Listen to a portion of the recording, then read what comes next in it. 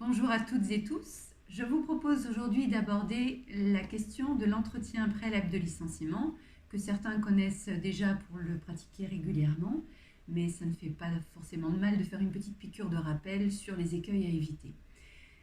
Pour l'entretien préalable de licenciement, vous avez convoqué votre salarié et le cas échéant, normalement, vous lui avez proposé d'être assisté par une personne de l'entreprise, si vous avez déjà des représentants du personnel, ou par un conseiller du salarié et vous lui avez indiqué les listes auxquelles il pouvait se reporter pour trouver la bonne personne. Si le salarié se rend à l'entretien en compagnie d'un conseiller du salarié, il sera précieux que vous puissiez vous assurer qu'il dispose bien de la qualité de conseiller du salarié en lui demandant sa carte et en vous assurant qu'il est toujours inscrit sur les listes que vous trouverez aisément sur le net, établies par le préfet du département du ressort de votre siège social. Si ça n'est pas le cas, vous pouvez très légitimement refuser l'accès à cette personne et donc être seul avec le salarié pour l'entretien préalable de licenciement.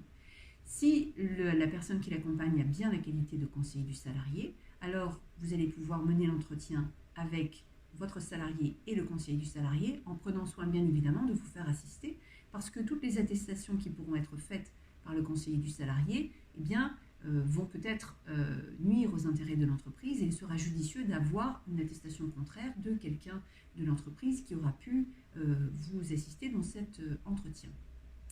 Avant de commencer l'entretien, je vous encourage à faire éteindre les téléphones portables du salarié et du conseiller du salarié, de sorte d'être complètement certain, et de les laisser dans une pièce à part, de sorte d'être complètement certain qu'il n'y ait pas d'enregistrement qui puisse être fait de façon illicite, puisque désormais et depuis très peu de temps, il y a eu un revirement de jurisprudence sur cette question qui a conduit la Cour de cassation à considérer que les enregistrements illicites pouvaient être produits dans les débats judiciaires devant la chambre sociale.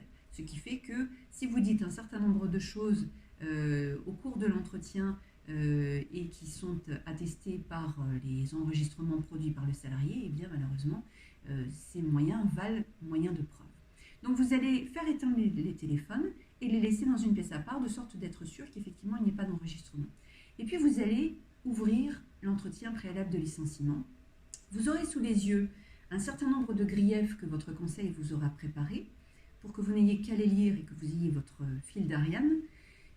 Et une fois que vous aurez lu ces griefs ou ces motifs de licenciement, vous allez laisser la parole à votre salarié pour lui demander s'il a des observations à formuler.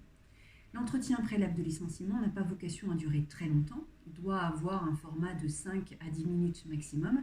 Et lorsque vous laissez la parole au salarié, ce n'est pas pour qu'il puisse vous interroger sur n'importe quel sujet. C'est vous qui menez l'entretien, c'est vous qui allez recentrer sur les griefs ou les motifs que vous venez d'évoquer.